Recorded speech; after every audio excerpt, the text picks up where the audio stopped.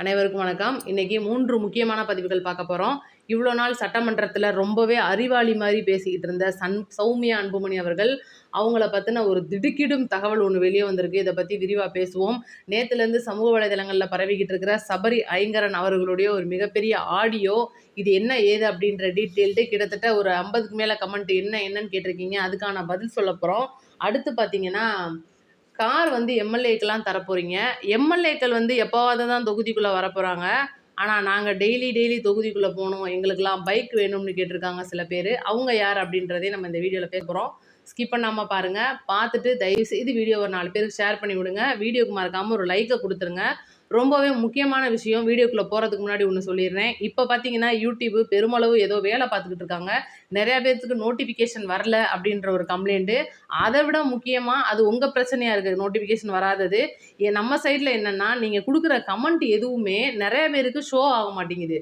எனக்கு வந்து காட்டிருது. அதுக்கு நான் பதிலும் குடுத்துடுறேன். ஆனா, அது வந்து அப்டேட் ஆகாம இருக்கிறனால, உங்களுடைய சில கமெண்ட்டுகளுக்கு வந்து அந்த ஹார்ட்டின் போடுறது வந்து தெரியலன்னு சொல்லிட்டு நெறைய பேர் கேட்குறீங்க. அதுக்கு பதில் வரலன்னு சொல்றீங்க. யூடியூப் அந்த 24ஆம் தேதிக்குள்ள வேலைய முடிக்கிறேன்னு சொல்லி ஒரு மெயில் வந்திருக்கு. அதனால அதுக்கப்புறம் தான் அது எல்லாமே உங்களுக்கு காட்டும்னு நெனைக்கிறேன். தயவுசெய்து நீங்க உங்களோட கமெண்ட்ட போட்டுக்கிட்டே இருங்க. அதுக்கான பதில் வந்து எங்க சைட்லேருந்து எப்பவுமே வரும். கிட்டத்தட்ட நான் 90% கமெண்ட்டுக்கு நான் பதில் குடுத்துக்கிட்டு இருக்கேன். நீங்க பார்த்துட்டு தான் இருக்கீங்க. இது நெறைய பேர் கேட்டதுக்காக நான் பதில சொல்லிர்றேன். ஏன்னா யூடியூபோட அல்காரிதம் இப்ப சேஞ்ச் பண்ணிக்கிட்டு இருக்காங்க. அதுதான் முக்கியமான காரணம். வியூஸும் கம்மியா காட்டுது, கமெண்ட்டும் கம்மியா காட்டுது. என்னன்னே தெரியல எங்களுக்கும். சீக்கிரம் அப்டேட் வந்துரும். ரைட். இப்ப வீடியோக்குள்ள போவோம். இவ்வளோ நாள் பார்த்தீங்கன்னா, சட்டமன்றத்த பொறுத்தவரைக்கும் சௌமியா அன்புமணி அவர்கள் ரொம்பவே அறிவாளியா பேசுவாங்க. உண்மையிலே நெறையா நடிகர்கள்லாம் வந்து இன்னைக்கு சௌமியா அன்புமணி அவர்கள் ஜெயலலிதா அம்மா காலத்துல இல்லாம போயிட்டாங்களே, இப்படி ஒரு நடிகைன்னு இப்படி ஒரு எம்எல்ஏன்னு சொல்லிட்டு மிகப்பெரிய அளவுல போற்றி புகழ்ந்திருக்காங்க. ரைட்டு.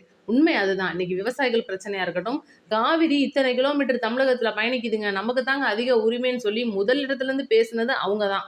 அப்ப எல்லா வகையிலயும் இன்னைக்கு சௌமியா அன்புமணி அவர்கள் ஒவ்வொரு இடத்துல குரல் கொடுத்தது பூரா சரியானதா இருந்துச்சு. இப்ப இந்த எம்எல்ஏகளுக்கு கார் விஷயம்னு பார்த்தீங்கன்னா, பெருமளவு பத்திக்கிச்சுன்னு தான் சொல்லணும். அதுல திமுக வந்து இன்னைக்கு என்னமோ நிலைப்பாடு அறிவிச்சிருக்காங்க நேத்து. உதயநிதி வேணான்ட்டாப்ல, கூட்டணி கட்சிகளும் வேணான்ட்டாங்க. தமிழக வெற்றி கழகத்த பொறுத்தவரைக்கும் ஆதவர்ஜுனா சொன்னதும் இதுதான். எங்கள பொறுத்தவரைக்கும் தேவையில்லாதவங்களுக்கு தாங்க காரு. எங்கள்ட்ட இருக்குங்க. நாங்கலாம் படிவம் ஃபில் பண்ண மாட்டோம். ஃபார்ம் குடுக்க மாட்டோம். நாங்கலாம் வந்து விலகிக்கிருவோங்க. முதலமைச்சர் யாருக்கு குடுக்கணும்னு நெனைக்கிறாரோ, அவங்களுடைய அந்த தேர்தல் பிரமாண பத்திரத்தின்படி சொத்துக்களை பார்த்து அவங்களே வாங்கிக்கங்க. இது நாங்க ஒண்ணும் தடுக்கல. அப்படின்னும் சொல்ட்டாரு. ரைட்டா? இன்னைக்கு அன்புமணி ராமதாஸ் அவர்களுடைய மனைவியான சௌமியா அன்புமணி அவர்கள் என்ன கேட்குறாங்கன்னா, எங்களுக்கு கார்லாம் வேணாம். பாட்டாளி மக்கள் கட்சி சார்பா இருக்கிற 4 எம்எல்ஏகளுக்கு கார் வேணாம். அதுக்கு பதிலா நீங்க எங்களுக்கு பணம் குடுத்துட்டீங்கன்னா, நாங்க வந்து நெல் கொள்முதல் நிலையம் விவசாயிகளுக்கு கட்டிக் குடுக்கப்படும். உண்மையிலேயே நெல் கொள்முதல் நிலையம் கட்டிக் குடுக்குறது உண்மையிலேயே ரொம்ப வரவேற்கத்தக்க விஷயம். இதுலலாம் என்னமும் கிடையாது. ஆனா இந்த எம்எல்ஏக்களுக்கு கார் விஷயத்துல முதல்வர் அவர்கள் வச்சிருக்கிற மிகப்பெரிய செக்கு ஒண்ணு இருக்கு. யாருக்குமே அது தெரியல. முதல்ல இப்ப எம்எல்ஏக்களுக்கு உதாரணத்துக்கு அமைச்சர்களுக்கு வீடுன்னு சொல்லி ஒண்ணு இருக்கு. எம்எல்ஏக்களுக்கு இல்ல, அமைச்சர்களுக்கு இருக்கு. ரைட்டா? அடுத்து பார்த்தீங்கன்னா, அந்த ஒவ்வொரு பொறுப்புகள் அமைச்சர்களுக்கான அந்த ஏரோப்ளேனா இருக்கட்டும், அவங்களுக்கு குடுக்குற வந்து சில சலுகைகளா இருக்கட்டும், எல்லாமே பார்த்தீங்கன்னா, அவங்க அமைச்சரா இருக்கிற வரைக்கும் மட்டும் தான். எதிர்க்கட்சி தலைவரா எப்ப எடப்பாடி பழனிசாமி தோத்து போனாப்ளோ, அடுத்த மாசம் பங்களாவ காலி பண்ணிட்டாரு. அடுத்த மாசம் உதயநிதி அங்க குடி போயிட்டாரு. இதுதான் இன்னைக்கு அரசோட நிலைப்பாடு. ஒரு ஒரு பெரிய காவல்துறை அதிகாரி ஒரு ஜீப் யூஸ் பண்றாரு கவர்மெண்ட்ல அப்படின்னா, அந்த இடத்த விட்டு அவர் போகும்போது அவரோட ஓன் கார தான் எடுத்துட்டு போ முடியும். கவர்மெண்டோட கார அவர் அந்த இடத்துல விட்டுட்டு தான் போணும். இதுதான் இன்னைக்கு அரசோட நிர்வாகம். அதே போல இன்னைக்கு அமைச்சரா இருக்கிற யாரா இருந்தாலும், அமைச்சருக்கு குடுக்குற அனைத்து அலோவன்ஸும் வந்து அவங்களுக்கு ஏதோ ஒரு சமயத்துல இப்ப செந்தில் பாலாஜிலாம் ஜெயிலுக்கு போனாப்ல உங்களுக்கெல்லாம் தெரியும். ஏதோ ஒரு காரணத்துக்காக அமைச்சர் வந்து அந்த பதவியிலேருந்து விலகுனாங்களோ, இல்ல நம்மளுடைய முதல்வர் அவர்களுடைய நடவடிக்கை சரியில்லாம விலக்கி விட்டுட்டாங்க. அவங்க மீண்டும் வந்து எம்எல்ஏவாயிட்டாங்க, அமைச்சரா இல்ல அப்படின்னாலோ, உடனடியா அவங்களுடைய பங்களா பறிக்கப்படும். இதுதான் இன்னைக்கு தமிழக அரசோட ஒரு நிலைப்பாடு. இதே தான் எம்எல்ஏக்களுடைய கார் விஷயத்திலயும். இவங்க இந்த 5 வருஷத்துக்கு மக்களால் சட்டமன்ற தொகுதியில தேர்ந்தெடுக்கப்பட்ட ஒரு பிரதிநிதிகள். அவங்களுக்கு தேவையான மக்களுக்கு தேவையான அனைத்து அந்த உள்ள போயிட்டு அவங்கள கவனிக்கிறதுக்கும், அவங்களுக்கு தேவையான விஷயத்துல போயிட்டு வர்றதுக்குமான கவர்மெண்ட்டுக்கு தேசிய கொடி கட்டின ஒரு கார குடுக்குறாங்களே தவிர, இது அவங்களுக்கு சொந்த கார் கிடையாது. 18,00,000 ரூவா போட்டு கவர்மெண்ட்ல இருந்து அவங்களுக்கு நீங்க வச்சுக்கோங்க உங்க குடும்பத்தோட சுற்றுலா போங்கன்னு சொல்லியா கார் வாங்கி தர்றாங்க? கிடையாது. ஒருவேளை அந்த சட்டமன்ற தொகுதியில மீண்டும் எலெக்ஷன் வரும்போது அவங்க அத தோத்து போகலாம். அல்லது அதே ஏரியால ஜெயிக்கலாம். இல்லது அந்த இடத்துக்கு வேற யாராவது வரலாம்னா, கார் அப்படியே அவங்களுக்கு போயிரும். இல்ல அப்படின்னா, அந்த கார் வந்து அரசோட நிறுவனங்கள் வேற எங்கேயாவது வந்து அது அது மாத்தப்படும். இதுதான் வந்து காருடைய ஒரு மிகப்பெரிய பின்னாடி வரப்போற அந்த போட்டிருப்பாங்க பார்த்தீங்களா, டேர்ம்ஸ் அண்ட் கண்டிஷன். யாருமே அத நம்ம படிக்கிறது இல்ல. அதுதான் உண்மை. அப்படி இருக்கும்போது சௌமியா அன்புமணி அவர்கள் இந்த காசை எங்களுக்கு குடுத்துருங்கன்னு கேட்குறாங்களே, இவ்வளோ நாள் அக்காவ இவ்வளோ பெரிய அறிவாளின்னு நான் நினச்சுக்கிட்டு இருந்தேன். ரொம்ப வருத்தப்பட்டுட்டேன் நேத்து அக்கா கேட்ட உடனே. ரைட்டு தெரியாம போச்சு. அக்கா தயவுசெய்து அன்புமணி அண்ணன்ட்ட சில போய் கத்துக்கிட்டு வாங்க. அண்ணன் உங்களுக்கு எல்லாமே சொல்லி தருவாப்ல. நெல் கொள்முதல் நிலையம் கட்டி குடுக்கலாம். பாட்டாளி மக்கள் கட்சியில இருந்தும் கட்டி குடுக்கலாம். அப்பவும் கூட விவசாயிகள் பயன்பெறுவாங்க. ரைட்டு என்னமோ போங்க அப்படின்னு சொல்ற மாரி ஆயிப்போச்சு. சரி இப்ப அப்படியே ஊராட்சி மன்றத்துக்கு நம்ம வருவோம். விழுப்புரம் ஊராட்சி மன்றத்துல பொறுத்த வரைக்கும் எம்எல்ஏக்களுக்கெல்லாம் கார் குடுக்குறாப்ல முதலமைச்சர். இத நாங்க வரவேற்கிறோம். எம்எல்ஏக்கள் வந்து எப்போவாவது தொகுதிக்கு வராங்க, திடீர்னு சட்டமன்றத்தில் உட்காந்துக்கிறாங்க.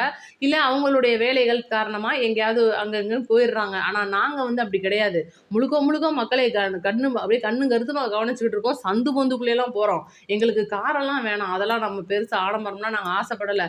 எங்களுக்கு தயவு செஞ்சு இந்த அப்பாச்சி இந்த பல்சர் மாதிரி பைக்லாம் வாங்கி கொடுத்தீங்கன்னா நாங்கள் தெரு தெருவாக சுற்றிட்டு போய் இல்லை வேலை பார்க்குறதுக்கு சரியாக இருக்கும்னு சொல்லியிருக்கிறாங்க. அதுதான் வந்து மிகப்பெரிய அளவில் விழுப்புரத்தில் மாமன்றத்தில் முடிவு பண்ணி கலெக்டர்கிட்ட மனுவெலாம் கொடுத்துருக்காங்க. இந்த மனுவை தயவு செஞ்சு முதல்வர் வந்து பரிசீலனை பண்ணணும். எங்களுக்கு பைக் வாங்கி கொடுத்தாப்லேனா நல்லா இருக்கும்னாங்க. அப்போ தான் நாங்கள் வந்து ஜாலியாலாம் ஊர் சுற்ற முடியும்னு சொல்லியிருக்காங்க. இதுக்கு என்ன மாதிரியான ரிப்ளைலாம் வரப்போகுது அரசு சார்பிலேருந்து அப்படின்றத நம்ம பார்ப்போம். கேட்கத்தானே செய்வாங்க. இப்போ பார்த்தீங்கன்னா ஊராட்சி மன்றம் இப்போ தான் வந்திருக்கு. அடுத்து பார்த்தீங்கன்னா நகராட்சி மன்றம் வரும், அப்புறம் பேரூராட்சி வரும். இப்படியே வந்துட்டு பொதுமக்கள் வந்துடுவாங்க. ஏப்பா எல்லாருக்கும் கார் பைக்லாம் வாங்கிட்டீங்க, சரி நாங்கள்லப்பா ஓட்டு போட்டோம், எங்களுக்கு என்ன தரப்போறீங்க அப்படின்னு மக்கள் கேட்க போகிறாங்க. அந்த மாதிரியான சூழ்நிலை தமிழ்நாட்டில் வருதா அப்படின்றத நம்ம பொறுத்திருந்து பார்ப்போம். இதுக்கு மறக்காமல் உங்கள் கமெண்ட்டை சொல்லிடுங்க. ரைட்டு. இப்போ 3வது விஷயத்துக்கு வருவோம். இப்போ நேற்றுலேருந்து தேனி பெரியகுளம் எம்எல்ஏ வந்து சபரி ஐங்கரன் அவர்கள் அவரோட உறவினருக்கே கொலை மிரட்டல் விடுத்துட்டாப்லன்னு சொல்லிட்டு இந்த சாட்டை போட்டு பயங்கரமாக சேனலில் வந்து இழுத்துக்கிட்டு இருக்கிறாப்புல. இதுக்கு முன்னாடி சீமான் அவர்களுக்கு வந்த ஒரு ஆடியோவை நம்ம பார்த்துருப்போம், விசிகே நிர்வாகி கொடுத்தது. இப்போ அது நமக்கு தேவையில்லாத விஷயமா போச்சு. ஏன்னா நமக்கு அதுக்கும் சம்மந்தம் இல்லை. அது அவங்களுக்குள்ள என்னமோ போய்க்கிறோண்டு போயிடலாம். இங்கே நம்மளோட பிரச்சனை ஒன்று வந்திருக்கே, என்ன ஏதுன்னு உள்ளே போய் அலசி ஆராயும் போது இன்னைக்கு சபரி ஐங்கரன் அவர்கள் வந்து சட்டசபையில் எனக்கு லவ் ஃபெயிலியர்லாம் வேறு ஆகிப்போச்சு, வேலை இல்லை, இப்போ தான் வந்து கல்யாணம் வேறு ஆயிருக்கு, இப்போ கார் இல்லாதனால இப்போ காரும் கிடச்சிருச்சு வேலையும் கிடச்சிருச்சுன்னு சொல்லி நம்ம முதல்வர் அவர்களே சும்மா அதாவது கன்னி பேச்சுன்னு சொல்கிறத விட இப்போ தான் அவங்களாம் சட்டமன்றத்துக்குள்ளே வர்றாங்க, மனசில் இருக்கிறதெல்லாம் டப்பு டப்புன்னு வெளியில் வந்துடுது, சொல்லிடுறாங்க. அவர்கிட்ட கார் இருக்குது, இல்லை இது வந்து அவர்கிட்ட இருக்கிற காரையே நம்ம என்னென்ன காரை வச்சுக்கிட்டே நீங்கள் இப்படிலாம் பேசியிருக்கேன்னு சொல்லி நம்மளே விமர்சனம் பண்ணி நேற்றுலாம் வீடியோ போட்டிருக்கோம். இப்படி சபரி ஐங்கரன் சொன்னது ரொம்ப தப்பு. அவர்கிட்ட இருக்கிற சொத்து மதிப்பு இன்னைக்கு இவ்வளோ இருக்கும்போது 2 கார் இருக்கும்போது ஊர் ஊராக போய் காரில் ஓட்டு கேட்டிருக்கும்போது மக்களுக்கு நன்றி சொல்ல இனோவா காரில் போகும்போது இப்படி கார் கேட்டிருக்காரு, இது தப்பான விஷயமால படுது அப்படின்னு நம்ம பேசியிருக்கோம். ஆனால் பாருங்கள் நேற்று வந்திருக்கிற ஆடியோவில் என்ன இருக்குது அப்படின்னா, அவருடைய குடும்ப வாழ்க்கையையும் அவருடைய அந்த மனைவி மற்றும் குழந்தைகள் கலப்பு திருமணத்தை பற்றி மிக கேவலமான முறையில் சித்தரித்து அவங்களுடைய உறவினரான ஒருத்தர் வாட்ஸ்அப்பில் ஸ்டேட்டஸ் போட்டிருக்கிறாப்புல. ஸ்டேட்டஸ் போட்டிருக்காரு அப்படின்னா அவங்களுடைய ஏரியாவை பொறுத்த வரைக்கும் உங்களுக்குலாம் தெரியும், தேனிலாம் எப்படியாப்பட்ட ஏரியா, ஒருத்தருக்கு தொட்ட சொந்தம் எங்கே வரைக்கும் போய் வேணாலும் நிற்கும். அப்படி இருக்கும்போது இந்த ஸ்டேட்டஸ் கண்ணு முன்னாடி வந்து அண்ணனுக்கு பற்றுது. உடனடியாக இன்னைக்கு சபரி ஐங்கரன் அவர்களை ஒரு எம்எல்ஏவா நீங்கள் பார்க்குறத விட ஒரு பொதுமக்களாக பாருங்கள். இது சாதாரண ஒரு மனுஷனுக்கு ஒரு குடும்பத்தை சித்தரித்து ஒருத்தன் வந்து வாட்ஸ்அப்பில் போட்டிருந்தான்னா அண்ணன் பேச மட்டும்தான் செய்கிறாப்புல. மித்தவங்களாம் தான் ஏதாவது ஒன்று பண்ணிகிட்டே வந்திருப்பாங்க. அந்த மாதிரி ஊர் தான் தேனி. எந்த ஊராக இருந்தாலும் அப்படி தான். சோத்தில் உப்பு போட்டு தின்றவன் குடும்பத்தை பற்றி பேசினவங்களுக்கு வாட்ஸ்அப்பில் இப்படி போட்டுறவனுக்கு தக்க பதிலடி கொடுக்கணும்னு தான் நினப்பானே தவிர அண்ணன் அந்த ஆடியோலாம் வந்து தெளிவாக போட்டிருக்கிறாப்புல. சாட்டை சும்மாலாம் சொல்லக்கூடாது. அண்ணேன்னு பேசியிருக்கிறாப்புல. எந்த ஒரு மரியாதை குறைவாகவும் இல்லை. உன் அப்பாவை இருக்கிற மரியாதையை நான் உன் மேலே பேசுகிறேன்னு சொல்லி அந்த ஆடியோவில் பேசுகிறவர்கிட்ட பதில் சொல்கிறாப்புல. சபரி ஐயங்கரன் அவர்கள் இதுக்கு முன்னால் அவருடைய வாழ்க்கையெல்லாம் நமக்கு தெரியாது. நம்மளுடைய விஜய் மக்கள் இயக்கத்தோட இருந்து வந்து நம்ம அண்ணன் கூட இருந்து பணியாற்றி இன்னைக்கு எம்எல்ஏவா இருக்காப்புல. ஒருவேளை அவர் ஊருக்குள்ளெல்லாம் போய் பார்க்கும்போது எப்படியாப்பட்ட ஆளுன்னா நமக்கு அது தேவை கிடையாது. இன்னைக்கு அவர் ஒரு எம்எல்ஏ. அவரோட குடும்பத்தை வந்து நீங்கள் இந்த மாதிரி இழுத்து போடும்போது எம்எல்ஏ பதவியாக இருந்தான்னா எவ்வளோ பெரிய ஒரு பிரதமராகவே இருந்தால் என்ன, அங்கே வந்து அவருடைய குடும்ப சூழ்நிலையும் அவருடைய குடும்ப உறுப்பினர்களோட மான மரியாதை தான் முக்கியமாக தெரியுமே தவிர அவர் பேசுனதெல்லாம் எங்களுக்கு தப்பாக படலை. உங்களுக்கு தப்பாக பட்டுச்சுன்னா மறக்காமல் கமெண்ட்டில் சொல்லுங்கள். இவர் பேசுனதில் என்ன தப்பு இருந்துச்சு அப்படின்னு கண்டிங்கனும் வந்து கமெண்ட்டில் சொல்லிடுங்க. ரைட்டு. இப்போ அடுத்து முக்கியமான விஷயத்துக்கு வருவோம். எடப்பாடி விஷயத்துக்கு வந்தே ஆகணும். இப்போ சமீப நாட்களாக நம்ம அதிமுகலேருந்து நிறையா பேர் வந்து திமுக நம்மளுடைய தமிழக வெற்றி கழகத்துக்கு வந்து இணைஞ்சிருப்பாங்க. கேட்டால் திமுகவில் போய் இணைய போகிறாரு எடப்பாடி, இது எங்களுக்கு பிடிக்கலைங்க, அதனால நாங்கள் வந்துட்டோம்னு சொல்லி இருந்த விஜயபாஸ்கர்கள், மரகத குமரவேலக்கா எல்லாமே சொல்லி முடிச்சிட்டாங்க. இப்போ பார்த்தீங்கன்னா இவங்கெல்லாம் வந்ததுக்கான காரணம் இதுவா இன்னொன்னா அப்படின்னு சொல்லி ஒன்று வரும்போது கோடநாடு வழக்கு வந்து இன்னைக்கு மக்கள் முன்னாடி வந்து நிக்குது. ஜெயலலிதா அம்மாவுடைய அந்த மர்ம வழக்கு அப்படின்றது இன்னைக்கு கண்ணுக்கு முன்னால எத்தனையோ ஸ்டாலின் அவர்கள் ஆட்சிக்கு வரும்போது முதல் ஆளா நான் பாருங்க இந்த வழக்க கண்டுபிடிச்சிருவேன்னு சொல்லி தான் ஆட்சிக்கே வந்தாப்புல. ஒரு ஆணையும் புடுங்கல.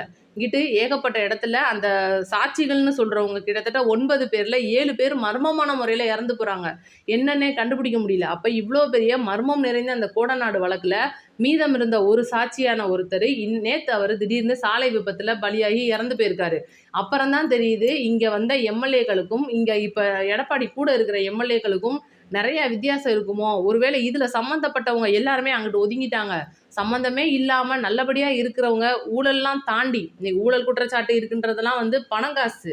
ஆனா ஒரு இடத்துல ஒரு தலைவி அவங்களுடைய உயிர் அப்படி சம்மந்தப்பட்ட இடத்துல இருக்கிறவங்க நல்லபடியா விலகிட்டாங்களோ அப்படின்னு கேட்க தோணுது. என்ன ஏது நடந்திருக்கு அப்படின்றது ஆண்டவனுக்கு தான் வெளிச்சம். ஜெயலலிதா அம்மா ஒருவேளை இருந்திருந்தாங்க, இன்னும் நம்ம அவங்களெல்லாம் பார்த்துக்கிட்டு இருக்காங்க அப்படின்னா, கண்டிப்பா அவங்களுக்கும் தக்க பதிலடி கிடைக்கும். என்ன மாதிரியான சிபிசிஐடி வந்து இப்ப விசாரணை போய்க்கிட்டு இருக்கு. ஊட்டியில இருக்கிற மிகப்பெரிய அளவுல அங்க இருக்கிறவங்கள பூரா களை எடுத்துக்கிட்டு இருக்காங்க. இந்த கேஸ் வந்து இறுதி கட்டத்த நெருங்குற நிலையில இறந்து போயிருக்கிறாப்புல சாட்சி. என்ன ஏதுன்றத பொறுத்திருந்து பார்ப்போம். காவல்துறை சீக்கிரம் கண்டுபிடிப்பாங்கன்னு நம்புவோம். ஜெயலலிதா அம்மாவுக்கு கண்டிப்பா நீதி கிடைக்கும்னு நம்ம வேண்டிக்குவோம். அடுத்து இத பத்தின உங்க கமெண்ட்ட கருத்துல சொல்லிருங்க. அடுத்தடுத்த வீடியோல சந்திப்போம். நன்றி, வணக்கம்.